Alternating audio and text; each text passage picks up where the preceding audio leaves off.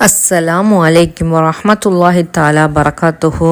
தொழுகைக்காக நாம் நேரம் ஒதுக்கினால் அல்லாஹ் சுப்ஹானஹு தஆலா நமக்கு சொர்க்கத்தில் நமக்கு ஒரு இடத்தை அவன் ஒதுக்குவான். மறுமை நாளைக்காக நாம் சேர்த்து வைக்கும் ஒரே சொத்து தொழுகைதான். ஒரு முஸ்லிமுடைய வெற்றி, வீரம், கண்ணியம், பணிவு, அமைதி, பொறுமை எல்லாமே தொழுகைதான். தொழுகைதான் நம்முடைய வாழ்க்கையில் உள்ள அனைத்து சிரமத்தையும் நீக்கக்கூடியது. தொழுகைதான் நம்மளுடைய கஷ்டங்களை போக்கக்கூடியது. தொழுகைதான் நமக்கு மன நிம்மதியை தரக்கூடியது. தொழுகைதான் நம்மளுடைய கெட்ட பழக்கங்களை நம்மை விட்டு அகற்றக்கூடியது. தொழுகைதான் நமக்கு வெற்றியை நோக்கி செல்லக்கூடிய பாதையாக இருக்கின்றது. தொழுகைதான் நம்முடைய மானக்கேடான விஷயங்களை விட்டும் தீய விஷயங்களை விட்டும் தடுக்கக்கூடியது. எனவே தொழுகையை தொழுவோம், சொர்க்கத்திற்கு செல்வோம்.